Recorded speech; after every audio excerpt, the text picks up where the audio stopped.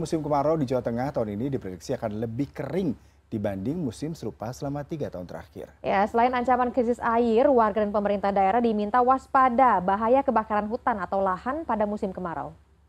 Bergas Catur Penanggungan Kepala BPBD Jateng di Semarang, Senin siang menjelaskan pihaknya sudah menerima info dari BMKG Ahmad Yani Semarang bahwa separuh wilayah Jateng sudah memasuki musim kemarau, terutama di wilayah Pantura Timur seperti Rembang, Blora, dan Grobogan. Sementara separuh wilayah lain masih terjadi hujan ringan pada masa peralihan. Misalnya di wilayah pegunungan bagian tengah, musim kemarau tahun ini diprediksi lebih kering dari periode tahun 2020 hingga 2022 lalu, bisa memicu krisis air untuk konsumsi warga dan pertanian. BPBD meminta warga mulai menyimpan air di tandon atau embung.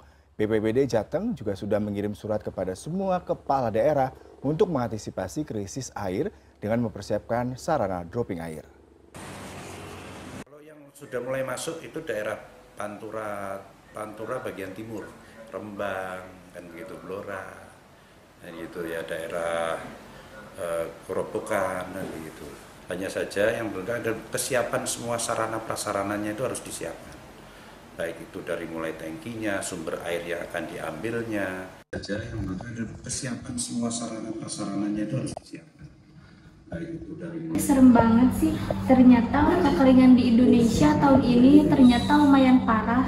Iya benar, udah parah banget. Selain bikin kekeringan, musim kemarau ini juga menyebabkan gelombang panas di beberapa daerah di Indonesia. Kok bisa gitu ya?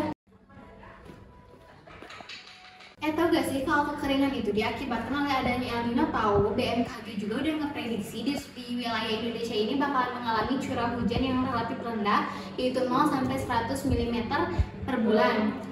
Terjadi pada bulan Agustus, September, hingga Oktober. Wilayah yang terkena dampaknya yaitu yang pertama ada Sumatera Tengah hingga Selatan, kemudian ada Kalimantan bagian selatan, kemudian ada Pulau Jawa, ada Bali hingga Nusa Tenggara, kemudian ada Kepulauan Maluku, dan juga Papua Selatan hanya sebagian saja, walaupun sebagian ya tetap gitu. Terus El Nino itu apa? Nah, daripada bingung, mending kita lihat video ini yuk. Nah, sekalian kita lihat bagaimana kekeringan itu terjadi. Apa itu El Nino? Fenomena yang menyebabkan panas di Indonesia. El Nino adalah fenomena alam yang terjadi di Samudra Pasifik bagian tengah dan timur. Fenomena ini ditanda dengan pemanasan suhu permukaan laut yang signifikan.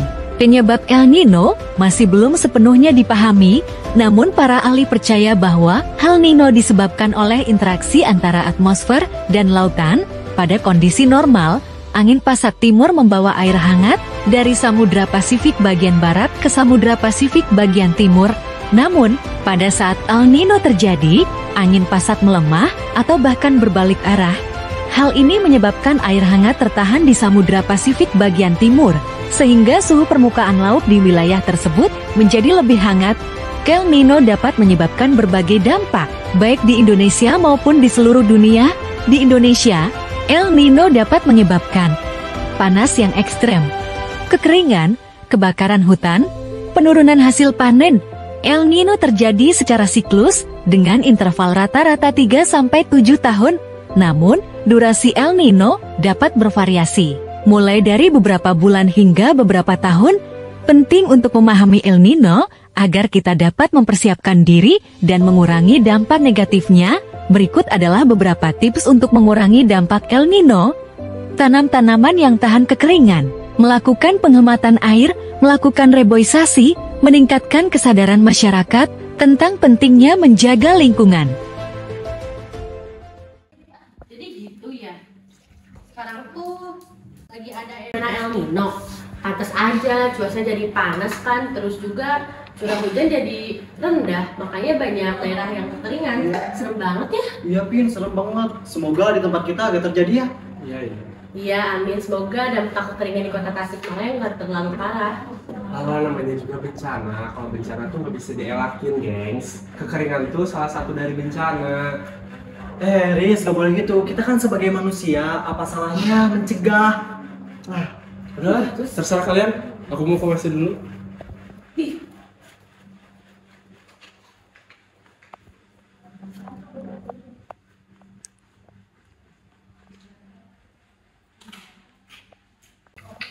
Lah, Pin, kok si Rizwani lama banget ya di WC-nya? Lagi ngapain? Nggak tahu. Aku kesana dulu ya. Iya, iya.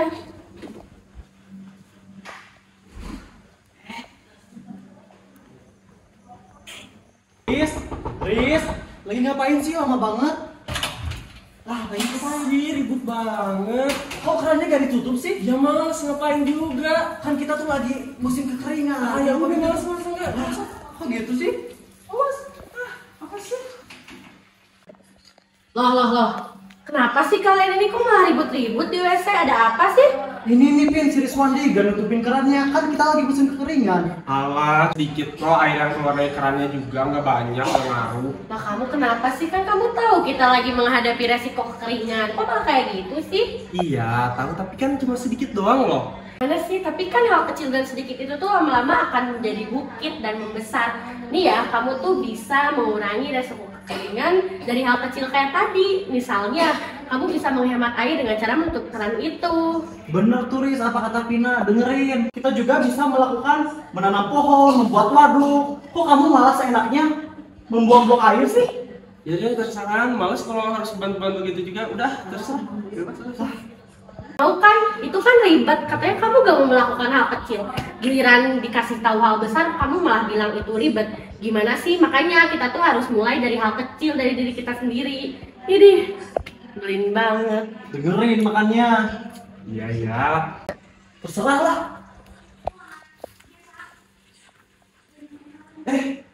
Ternyata kekeringan udah sampai Tasik. Hah? Apa-apa? Ini nih, tuh ada beberapa wilayah juga yang udah terdampak kekeringan di daerah Tasik itu. Udah ke beberapa tempat di Tasik udah terdampak kekeringan tuh. Nih. Oh iya, aku tahu.